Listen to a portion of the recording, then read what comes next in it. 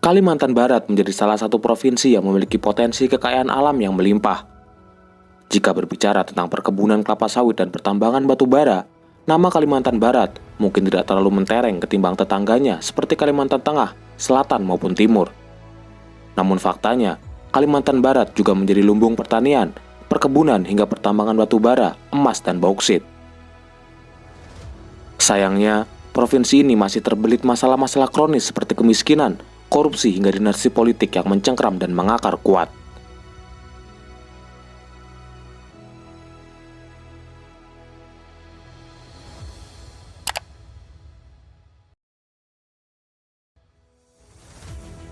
Berdasarkan data dari Kementerian Koordinator Bidang Perekonomian di tahun 2019, Kalimantan Barat merupakan provinsi dengan lahan perkebunan kelapa sawit terluas ketiga di Indonesia dengan luas 1,8 juta hektar.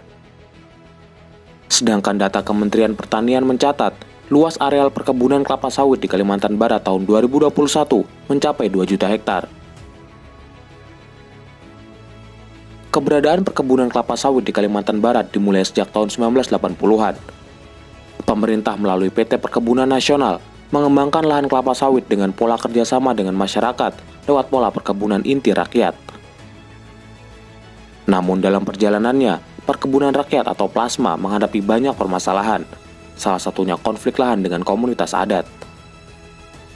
Ekspansi kelapa sawit pun makin meluas sejak masuknya investasi swasta pada tahun 1990-an. Hampir 30 tahun, kelapa sawit masih belum berhasil meningkatkan taraf hidup masyarakat Kalimantan Barat. Meski memiliki perkebunan kelapa sawit yang luas, Kalimantan Barat justru pernah menjadi provinsi paling miskin dibanding wilayah lain di Kalimantan. Dibandingkan dengan provinsi lain di Kalimantan, Kalimantan Barat merupakan yang paling miskin. Data ini berdasarkan hasil riset yang dilakukan Badan Pusat Statistik pada tahun 2017. Menurut data Badan Pusat Statistik tahun 2019, angka kemiskinan di Kalimantan Barat mencapai 7,49%, sementara Kalimantan Utara sebesar 6,63%, Kalimantan Timur sebesar 5,94%, Kalimantan Tengah sebesar 4,98%, dan Kalimantan Selatan sebesar 4,55%. Sedangkan pada Maret 2021, jumlah penduduk miskin di Kalimantan Barat sebesar 7,15% atau sekitar 367.000 orang. Hal ini belum ditambah dengan permasalahan perkebunan di kawasan hutan, kebakaran hutan, hingga perusahaan kelapa sawit ilegal yang merugikan. Menurut data dari Betahita, luas kebun sawit di dalam kawasan hutan Kalimantan Barat mencapai 189.000 hektar. Salah satu contohnya adalah perkebunan kelapa sawit milik PT Kaliomas Perkasa yang masuk ke dalam kawasan Taman Wisata Alam Gunung Melintang. Akibat kasus ini, Direktur PT KMP, Maman Suherman, ditangkap dan divonis penjara 3 tahun. Penyumbang kabut asap terbesar di Kalimantan Barat juga berasal dari kebakaran di lahan konsesi perusahaan. Kebakaran hutan dan lahan terjadi di sejumlah daerah di Kalimantan Barat, salah satunya di Desa Sungai Raya, Kabupaten Kubu Raya, Kalimantan Barat. Ribuan hektar tanah gambut yang terbakar mengalami kerusakan dan tidak dapat dipulihkan kembali. Kabut asap yang ditimbulkan juga mengancam kesehatan manusia dan keselamatan makhluk hidup yang lain. Hingga 2019, Kementerian Lingkungan Hidup dan Kehutanan telah menyegel 26 perusahaan perkebunan kelapa sawit di Kalimantan Barat yang konsesinya terbakar. PT Rafika Majaya Abadi misalnya, dihukum denda 917 miliar oleh Pengadilan Negeri Sintang karena membakar hutan. Denda juga pernah dijatuhkan ke PT Putra Lirik Domas senilai 199 miliar terkait kebakaran hutan di Kalimantan Barat. Ironi kelapa sawit di Kalimantan Barat diamini oleh Gubernur Kalimantan Barat, Sutarmiji. Sutarmiji menyatakan, Kalimantan Barat merupakan salah satu penghasil CPO terbesar di Indonesia. Namun perkebunan sawit di daerah yang dipimpinnya tidak berkontribusi pada kesejahteraan masyarakat, bahkan menjadi beban pemerintah daerah.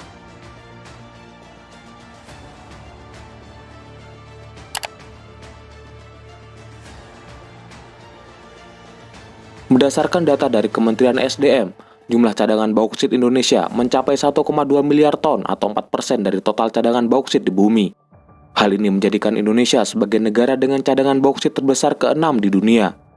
Pada 2019, produksi bauksit Indonesia tercatat mencapai sekitar 16 juta ton, dan salah satu penghasil bauksit terbesar di Indonesia berada di Provinsi Kalimantan Barat. Kalimantan Barat memiliki cadangan bauksit yang besar.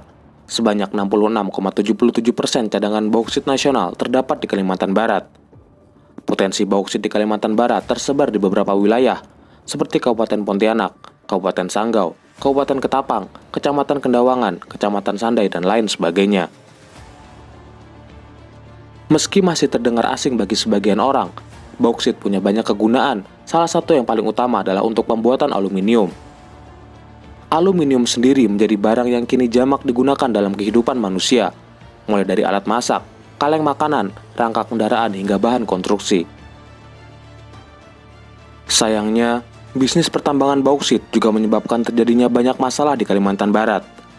Gubernur Kalimantan Barat Sutarmiji menyebutkan, hampir semua perusahaan pertambangan yang beroperasi di wilayahnya tidak melakukan reklamasi atau penutupan lubang bekas galian. Sebanyak 262 izin tambang yang beroperasi di Kalbar, hanya 2 yang melakukan reklamasi sisa galian. Ada beberapa perusahaan besar yang menambang bauksit di Kalimantan Barat, seperti Cita Mineral Investindo, Antam, Indika Energy, hingga Harita Group.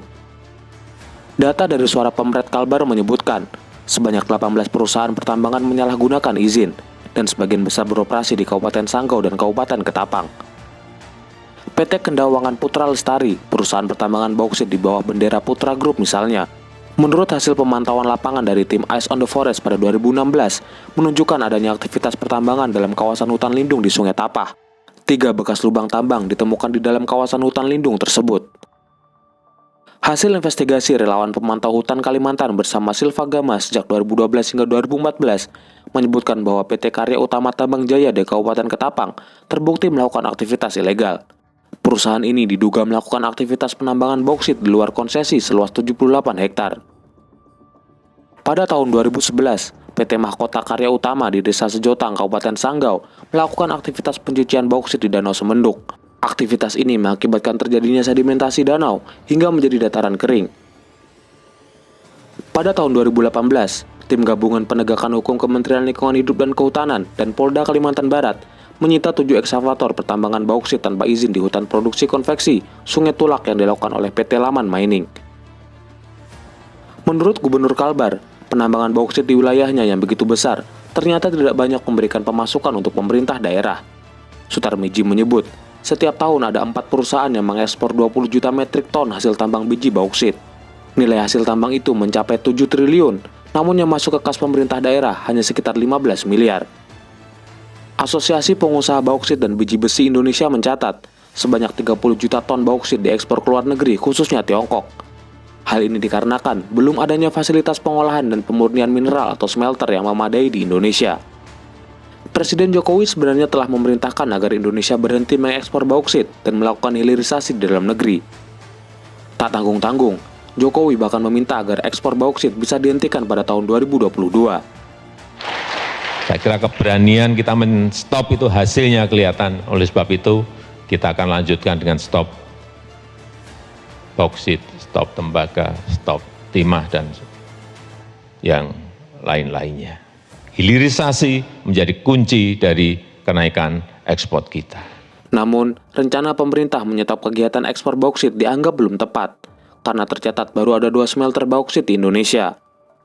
Sedangkan beberapa smelter lain yang akan dibangun terkendala beberapa masalah yang mengakibatkan pembangunan menjadi terlambat atau bahkan mangkrak. Padahal di tahun 2023, direncanakan akan ada tambahan 9 smelter bauksit yang siap beroperasi. Selain bauksit, Kalbar juga dikenal dengan hasil alam lain, yaitu emas. Berdasarkan data yang disampaikan Dinas Lingkungan Hidup dan Kehutanan Kalbar, ada sekitar 1.000 hektar lahan rusak di sejumlah wilayah di Kalimantan Barat akibat penambangan emas ilegal. Bicara tentang tambang emas di Kalimantan Barat, tak bisa lepas dari nama Aliong yang dikenal sebagai bos emas asal Singkawang. Aktivitas pertambangan ilegalnya disebut tersebar di 10 kabupaten di Kalimantan Barat.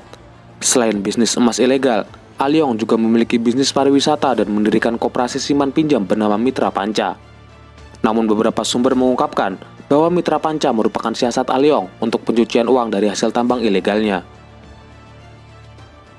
Aliong saat ini ditahan di Polda Kalbar karena terjerat kasus tindak pidana pencucian uang terkait aktivitas pertambangan ilegal di wilayah Singkawang dan Kabupaten Bengkayang.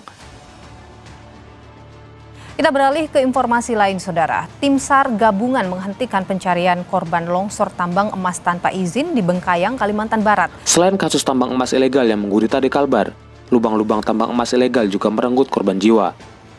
Pada periode 2014 hingga 2022, setidaknya sudah ada 38 korban tewas tertimbun tanah galian tambang di Desa Gua Bomang, Kabupaten Bengkayang. Pemirsa, galian pertambangan emas tanpa izin atau peti di Lembah Bawang, Kalimantan Barat dilaporkan longsor. Sedikitnya 20 pekerja yang sedang mendulang emas terjebak dalam longsor.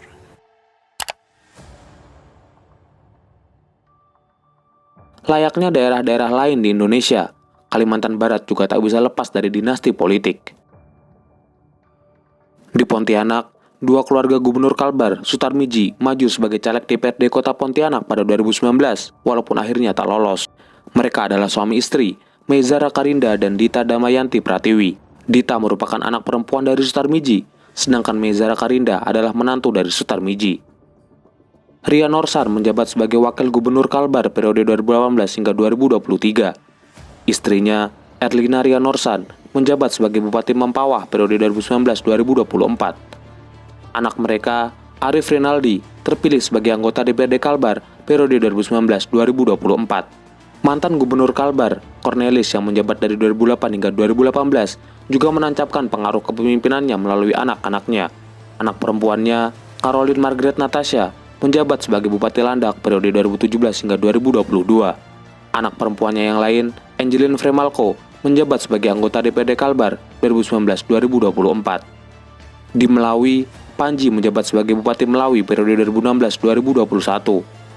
Anaknya, Yesi Melania, melaju di pemilihan legislatif dan terpilih sebagai anggota DPR RI 2019-2024. Di Kapuas Hulu, Abang Tambul Husin menjabat sebagai Bupati Kapuas Hulu 2 periode dari tahun 2000 hingga 2010. Di tahun 2019, Tambul mencoba peruntungan dengan maju sebagai caleg DPR RI, namun gagal. Anaknya, Nadia Pika Maisha, mencalonkan diri sebagai caleg DPRD Kapuas Hulu, namun gagal. Adiknya, Abang Muhammad Nasir, melanjutkan terah kepemimpinan sebagai Bupati Kapuas Hulu 2 periode dari tahun 2010 hingga 2021. Istri Abang Muhammad Nasir, Erlina Wati, kini menjabat sebagai anggota DPD RI hingga 2024. Mungkin ini belum seluruhnya, namun hal ini membuktikan bahwa dinasti politik masih sangat berpengaruh di daerah-daerah. Dinasti politik memang tidak salah, meskipun celah korupsi dan penyalahgunaan kekuasaan sangat mungkin terjadi dan memang sudah sering terbukti. Kalimantan Barat sebagai daerah kaya raya sudah seharusnya menjadi sejahtera, bukan hanya sebuah wilayah penuh dengan lubang-lubang tambang yang merenggut nyawa. Sampai jumpa, salam Universe.